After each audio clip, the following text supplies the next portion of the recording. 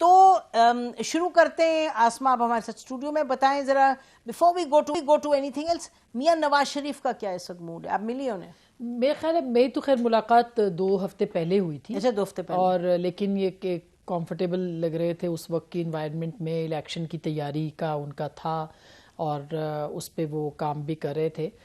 لیکن ایک دقت جو محسوس ہوا کہ وہ وہاں پہ جو ایک پرابلم نظر آئی وہ یہ تھی کہ بھئی کیسز جو ہیں, کیونکہ یہ سوال ہم پوچھتے ہیں کہ بھئی آپ واپس کیوں نہیں آ رہے ہو, آپ کو آنا چاہیے, تو کیسز ان کے نہیں لگ رہے ہیں, کلیئر نہیں ہو رہے. ہاں وہ ایک میرا خیال ہے کہ تھوڑی سی problem P M L N کے اندر بھی اس کے اوپر جو ہے وہ ایک ہے. یہ میرا تجزیہ ہے, یہ میری اس کے اوپر انفارمیشن نہیں ہے, تو مطلب جو میں نے محسوس کیا. اور دوسری بات یہ ہے کہ ایک انوائرمنٹ جو کہ اس وقت کی ہے جس میں کہ انتخابات اگر ہوتے ہیں تو بھی بڑا مسئلہ ہے, مہنگائی ہے, انفلیشن اور باقی سب چیزیں ہیں, اور نہ ہو تو بھی مسئلہ ہے. ایک پاکستان کے لیے الیکشن ہونا بھی ضروری ہے. تو اس کے اوپر بھی بڑی کلیئر پوزیشن جو ہے وہ نظر آئی ان کی کہ جی ہم انتخابات میں جائیں گے. تو اس کا مطلب یہ ہے کہ وہ ان دنوں ٹیکنوکریٹس کی بات ہو رہی تھی بہت زیادہ, تو میرا خیال ہے ٹیکنوکریٹ والا کوئی سیٹ اپ جو ہے وہ فی الحال کسی بھی سیاسی جماعت کو وہ منظور نہیں ہے. تو یہ ایک اچھی بات ہے جو کہ جمہوریت کے لیے بہت بہترین ہوگی. اور جہاں تک باقی ابھی پنجاب اسمبلی کی سچویشن ہے, یہ تو بات کی ڈیولپمنٹ ہے, اور آپ نے دیکھا ہی ہے کہ پی ایم ایل این کو وہاں پہ کافی بڑی شکست ہوئی ہے, اور اتنے بڑے بڑے دعوے کرنے کے بعد. اور اس کی سب سے بڑی وجہ نسیم یہی ہے کہ لیڈرشپ جو ہے اس کا ایک فقدان نظر آ رہا ہے پی ایم ایل این کے اندر, اور ایبسنس ہے. اور میاں صاحب وہاں بیٹھے ہوئے ہیں تو ظاہر ہے ان کی جماعت پیچھے سے جو ہے اس کا جس طرح سے صورتحال بنی ہے ان دنوں میں وہ نظر آ گئی ہے کہ پارٹی کے اندر سب اچھا نہیں ہے. اور پھر وہیں پہ انہوں نے فیصلہ بھی کیا ہے کہ مریم نواز صاحبہ جو ہے وہ سینئر نائب صدر ہوں گی. ابھی انتخاب بھی ہونا ہے پارٹی کے اندر جو الیکشن کمیشن نے کہا ہے, تو پی ایم ایل این کو بہت ڈیسائسو ہو کے پولیٹیکل کلیئرٹی کے ساتھ, نیریٹو کے ساتھ آنا پڑے گا, ورنہ ان کے لیے بڑا مشکل ہو جائے گا. پی ٹی آئی جو ہے اس کا تو ظاہر ہے کہ اب انہوں نے ایک اپنی طرف سے مارکا مارا ہے, وہ بھی مجھے شارٹ لیوڈ لگتا ہے کہ یہ ایک بڑی سکسیس میرے خیال میں پی ٹی آئی کے لیے کوئی بڑی سکسیس نہیں ہے. اگر دونوں اسمبلیوں کو وہ ڈیزالو کر کے الیکشن کی کا سپنا دیکھتے ہیں یا خواہش رکھتے ہیں تو کیا الیکشن مل جائیں گے, یہ ایک اور $1 ملین کویسچن ہے. تو ایک وہ الجھی ہوئی سچویشن ہے, اور یہ گتھی کون سلجھائے گا اس کا تو شاید کسی کو بھی نہیں پتا, اور کس نے یہ گتھی بنائی ہے. جی افتخار صاحب آپ بتائیے جی, لاہور میں کیا کہا جا رہا ہے before we move to other provinces, یہ جو ایک بڑا میجر سرپرائز تھا سب کے لیے؟ کوئی سرپرائز نہیں تھا. پاکستان مسلم لیگ نون کے پاس ووٹ نہیں تھے, and they knew it very well. ان کو علم تھا کہ ان کے پاس ووٹ نہیں ہے. اب چونکہ ووٹ کے لیے کہہ دیا گیا تو یہ تو نہیں تھا وہ بھاگ جاتے یا اسمبلی کا بائیکاٹ کر دیتے. انہوں نے کوشش کی اور 5 آدمیوں کی قربانی اور دلوا دی انہوں نے اس کوشش میں. تو کوئی ایسی بات نہیں, جو ووٹ ہی نہیں ہے. دیکھیں نا, جو پارلیمانی ڈیموکریسی میں جس کے پاس زیادہ ووٹ ہوں گے وہی اقتدار میں رہے گا, اور جس کے پاس ووٹ کم ہو جائیں گے تو وہ اقتدار سے باہر نکل جائے گا. جیسا کہ آپ نے دیکھا عمران خان کے پاس ایک روز قومی اسمبلی میں زیادہ ووٹ تھے, and he was the prime minister of Pakistan, اور ایک رات گئے اس کے پاس ووٹ کم ہو گئے تھے تو وہ پرائم منسٹر آف پاکستان نہیں رہے. تو اس میں تو ایسی کوئی بات نہیں ہے. اصل میں ایشو ہے خود مسلم لیگ کے اندر کہ کوئی ان کے اندر انڈرسٹینڈنگ نہیں ہے. اتنے زیادہ ایم پی ایز ہیں ان کے پنجاب میں, اگر وہ اپنی تحصیل میں اور اپنے شہر میں اسی کے مسائل پر بات کرتے رہتے اتنے عرصہ تو بہت بہتری ہو جاتی. وہ تو اس کے قریب بھی نہیں آتے. لاہور میں اتنے بڑے پروجیکٹ چلائے پرویز الہی صاحب نے, ماسٹر پلان آف 2050 کا, اور بزنس کا جو انہوں نے بیچی زمین, کھربہا روپے کا ایشو ہے. لیکن ایک ایم پی بھی نہ پارلیمنٹ میں بولا, اور نہ ہی اس نے پریس کانفرنس کی, اور نہ ہی لوگوں کو اعتماد میں لیا کہ یہ کیا ہو رہا ہے, اور نہ ہی یہ بتایا کہ ان کی پارٹی کا موقف کیا ہے.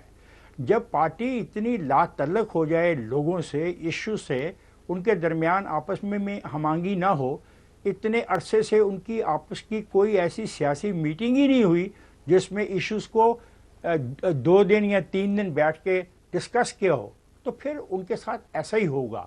اور یہ جو بات مجھے تو نہیں چونکا رہی بیکاز ان کے پاس ووٹ نہیں تھے, لیکن مجھے یہ بات بہت خطرناک نظر آ رہی ہے کہ 2 الیکشنز وہ ہارے ہیں. پہلے الیکشن ہارے اور پھر دوسرا الیکشن ہارے, اور پنجاب میں ہارے. تو ان کو سوچنا چاہیے کہ کیوں وہ الیکشن ہارے.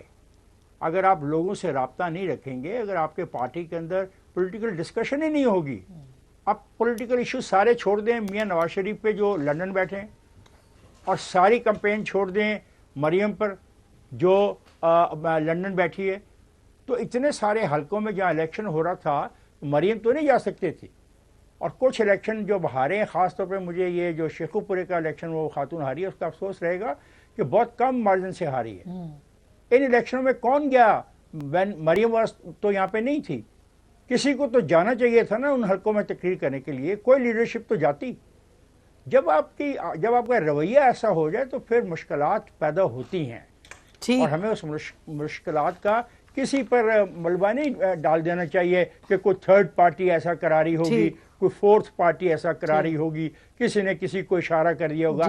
یہ رویہ پی ٹی آئی کا ہے جو آخری دن تک کہتے رہے جی ٹیلی فون آ رہے ہیں, ٹیلی فون آ رہے ہیں. جی انہوں نے بھی کہا, مونس الہی نے بھی کہا, اور ان سے بڑھ کے آگے جی فیصل واڈا نے بھی کہا, انہوں نے بھی آ کے کہا کہ 40 جو ہیں لوگ وہ نہیں رہیں گے ان کے ساتھ. مزمل سہروردی صاحب آپ اس پر فرمائیے, آپ کا کیا تجزیہ ہے؟ آپ کا بھی یہی خیال ہے جو فرما رہے ہیں افتخار صاحب اور آسمہ بی بی کے جی یہ اس وجہ سے ہوا because P M L N was weak? I don't think so کہ یہ بات ہے. دیکھیں اسٹیبلشمنٹ نے درمیان میں جا کے اسٹریٹجی چینج کی. پہلے دیکھیں اگر 5 ووٹ ان کے پاس تھے تو ان کو 1 ووٹ اور اپنے پاس رکھنا تھا تو اعتماد کا ووٹ نہ ہوتا.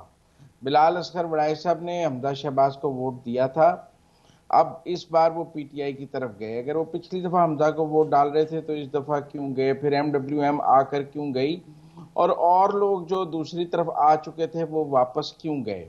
میرے خیال میں یا میری رائے میں یہ کیلکولیٹ کیا کہ اگر ہم اعتماد کے ووٹ کو نہیں ہونے دیتے تو نیا وزیر اعلیٰ کا انتخاب ہوگا, اور اس میں پھر رن آف الیکشن ہوگا, کیونکہ کسی کے پاس بھی اکثریت نہیں ہے. جو بھی چیف منسٹر بنے گا وہ ایک ویک چیف منسٹر ہوگا, اور اس کو 1 آدھ ووٹ سے اس کو ہر وقت کھڑا رکھنا ایک مسئلہ ہوگا. تو بہتر آپشن تو یہی تھا کہ اسمبلیاں ٹوٹ جائیں اور نگران حکومتیں بن جائیں. سارا پولیٹیکل ٹرمائل ختم ہو جائے گا. عمران خان صاحب کا بھی جو سیف ہیونز ہیں وہ ختم ہو جائیں گی, اور جو عمران خان صاحب روز کہتے ہیں میں توڑنا چاہتا ہوں وہ ٹوٹ بھی جائیں گی.